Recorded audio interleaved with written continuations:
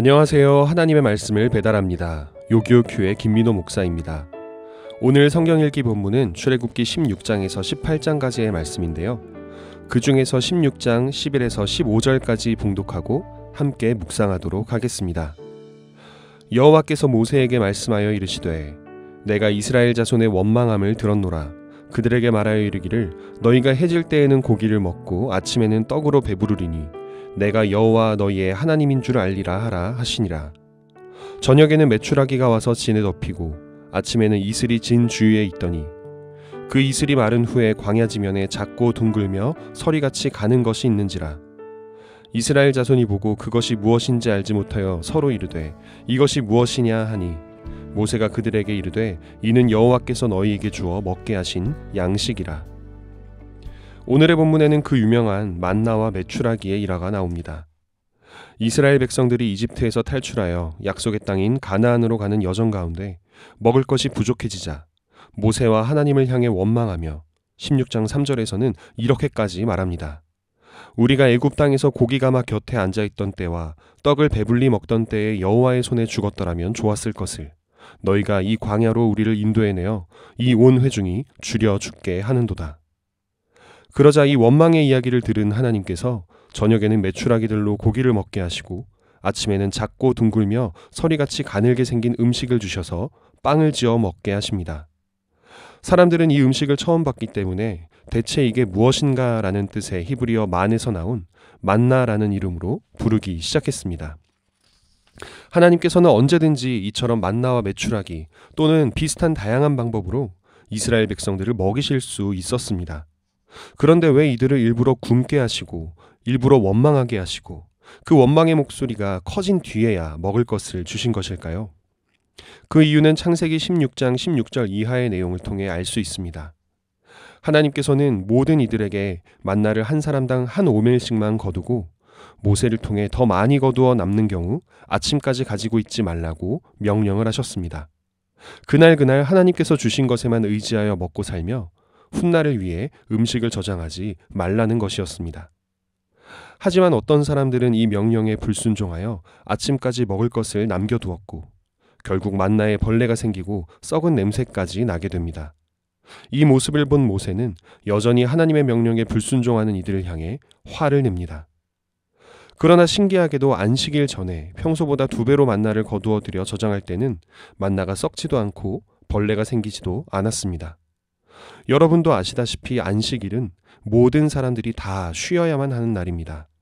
이날은 농사를 지어서도 수렵이나 채집을 해서도 안 됩니다. 그렇기 때문에 안식일 전날에는 안식일에 먹을 음식까지 준비해 두는 것이 당연했습니다.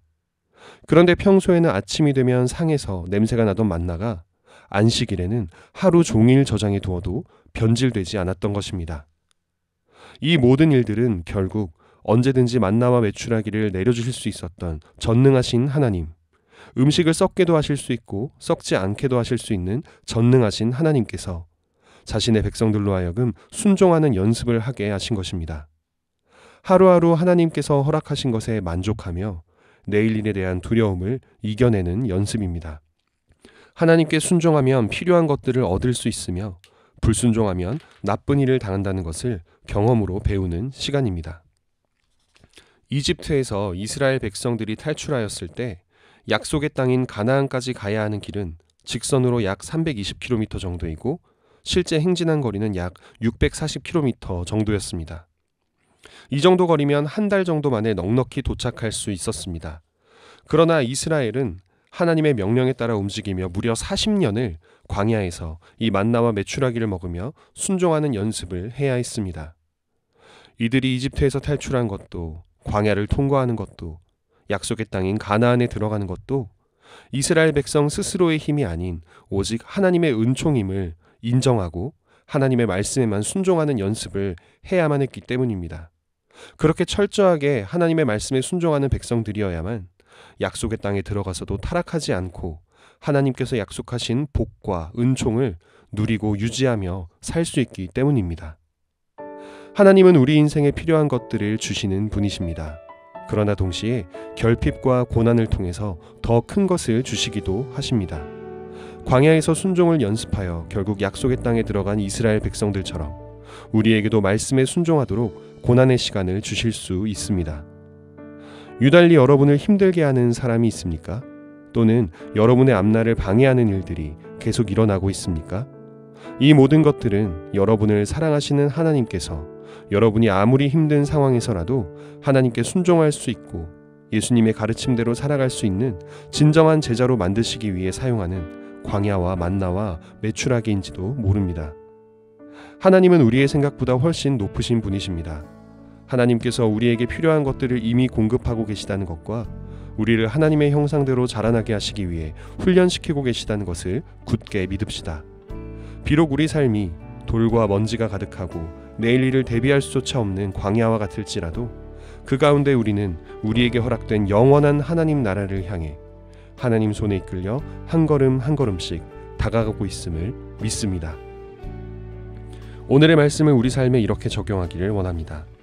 내게 주어진 고난의 상황에서도 하나님을 원망하지 않고 오히려 더 굳센 믿음으로 하나님의 자녀다운 삶을 살아가도록 노력합시다.